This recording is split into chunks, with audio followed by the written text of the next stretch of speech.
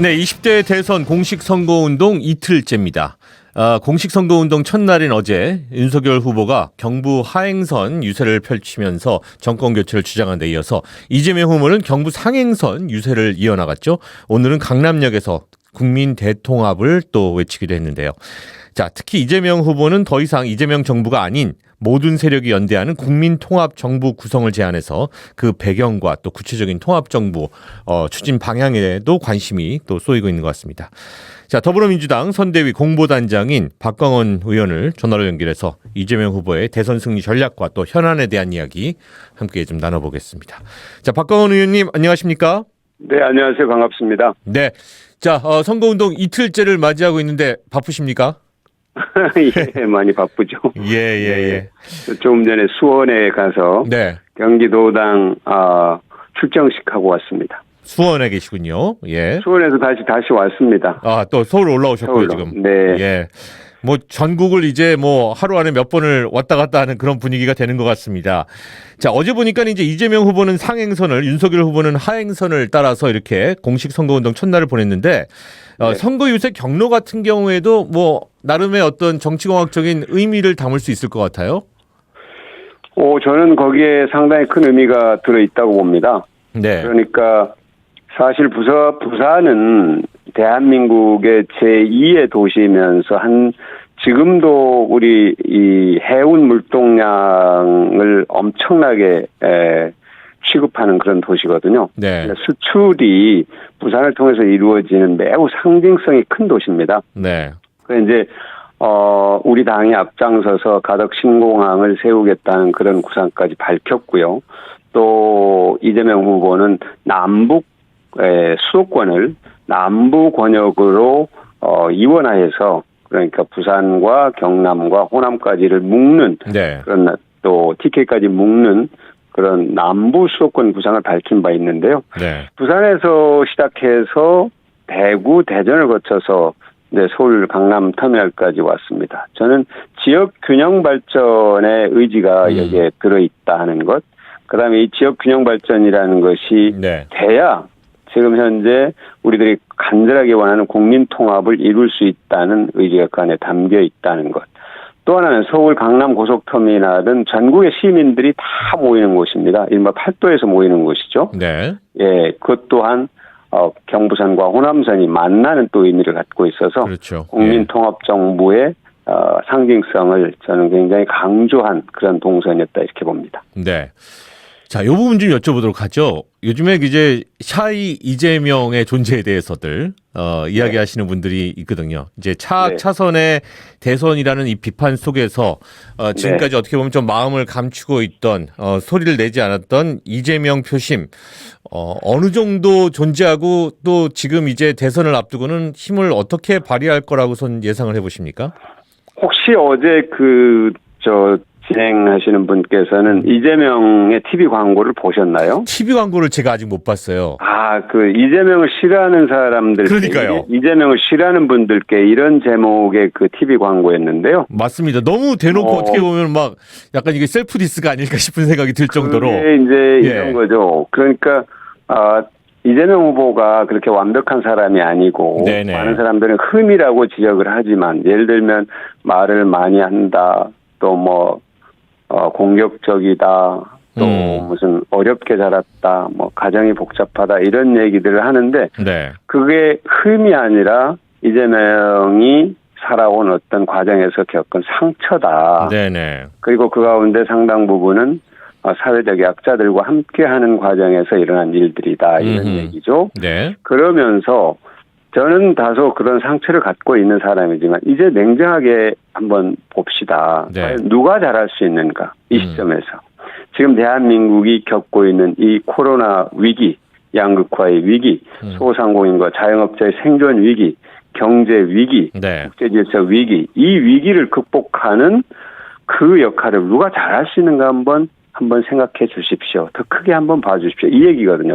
그러니까 매우 저는 솔직하게 접근했고 이른바 이재명에 대해서 마음속에 갖고 있는 생각은 있지만 말을 하지 못하는 이른바 그걸 샤이 이재명이라고 얘기할 수 있을지 네, 네. 다른 표현을 할 수 있을지는 모르나 네네. 그분들이 이제 말을 할 수 있는 말문을 열 수 있는 계기를 만들었다. 저는 그렇게 봅니다. 네. 그런 점에서 좀 전에 말씀하신 것처럼 샤이 이재명이 과연 지지율에 어떻게 반영될 것인가 하는 것은 저는 그런 점에서 이제는 내놓고 이재명을 말하는 사람들이 늘 것이다.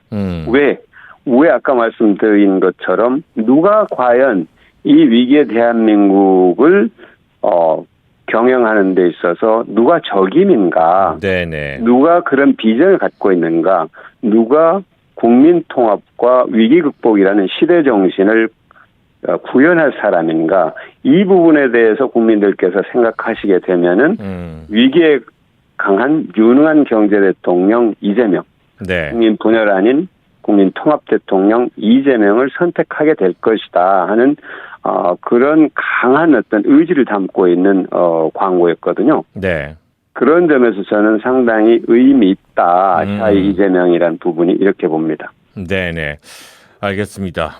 지금 통합 이야기들이 많이 나오고 있는데, 유승민, 씨를 거론했다가 지금 또 윤석열, 유승민 회동 기사가 또 나오기도 하는데, 민주당 입장에서는 지금 어떻게 보면 좀 머쓱해진 건 아닌가 싶은 생각도 들고요. 어떻습니까? 아니요, 꼭 그렇게 보실 건 아니고요. 네네. 그러니까 이제 이재명 후보는 이렇게 얘기했습니다. 진영과 그 이른바 진보 보수를 가리지 않고 네. 대한민국의 미래를 걱정하고 비전을 갖고 있는 분들이 함께 한다면 이재명 정부라는 말을 고집하지 않겠다. 저는 국민 통합 정부라고 하겠다. 네네. 그러니까 문은 다 열려 있는 거죠. 네네. 그리고 그것이 지금 이 선거 과정에서 꼭 이루어져야 된다는 얘기는 아니란 또 얘기를 했어요. 이재명 후보는. 네네. 선거 과정에 무관하게 선거 이후에도 대한민국이 현재 겪고 있는 대립과 갈등과 증오의 정치를 벗어나서 네. 우리 사회 전반이 정말로 미래로 가는 그런 이 대열에 함께 할 수 있다면 저는 유승민 의원님이든 다른 어떤 후보도 누구든, 네. 함께 할 수 있다. 이렇게 네. 저는 보고 있습니다. 네. 자, 지금 이제 야권 대선 후보인 윤석열 그리고 또 안철수 후보 간의 단일화 이야기는 아직 결론은 나지 않고 계속해서 진행형인 것 같습니다. 이거 어떻게 지켜보고 계십니까?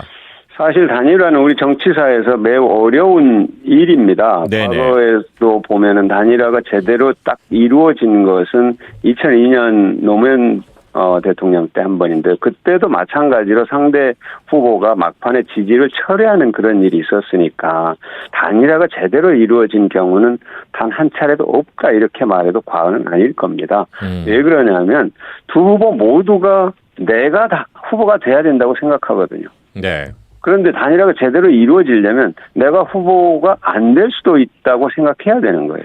그래야 네네. 단일화가 이루어지는 거지. 그렇죠, 그렇죠. 내가 후보가 돼야 된다고 생각하면은 그게 상대들을 양보하라는 얘기니까. 이야기 자체가 시작이 안 될 수도 맞습니다. 있는 거죠. 예. 그러다 보면 그 과정 또 방식 절차 이런 걸 두고 정말로 지리한 힘겨루기가 계속되고요. 네. 그러다 보면 에너지가 다 소진되고 국민들은 지쳐요. 제발 그만 좀 해라 이제 이런 얘기까지 나올 수도 있는데 저는 이걸 완전히 어렵다고 단정하진 않겠습니다. 그러나 중요한 것은 국민의 마음을 하나로 묶는 그런 정신이 중요한 거지 후보들 간에 또는 세력들 간에 이익을 공유하기 위해서 하는 단일화는 더 이상 국민들에게 감동을 주지 못한다. 이 얘기를 꼭 하고 싶습니다. 그래서 이재명 후보가 얘기하는 증오의 정치를 끝낼 정치 교체가 저는 지속 가능한 하나의 연대와 협력의 방안이다. 이렇게 말씀드립니다. 네. 자, 오늘 현안 이야기도 하나 좀 여쭙겠습니다. 오늘 이게 약간 논란이 됐었는데 이재명 후보가 이제 오늘 택시 기사에 대해서 일자리가 없을 때 마지막 길이다라는 그런 이야기가 나와서 그게 또 이제 좀 논란이 되고 있는 것 같은데 이런 지적에 대해서는 어떻게 생각을 하십니까? 그거는 이렇게 해석을 하시면 될 겁니다. 네.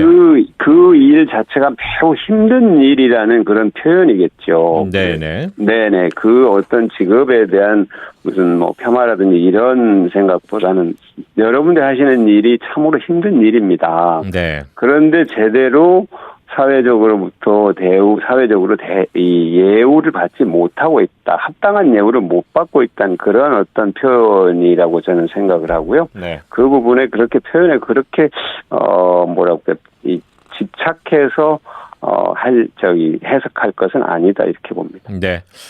그 윤석열 후보가 이번 대선은 부패 무능을 심판하는 선거다라고 하면서 정권 교체론을 거듭 강조하고 있고 적폐 네. 청산을 하겠다 이런 표현도 있어서 이 발언과 관련돼서 이제 문재인 대통령이 사과 요구를 했었고요.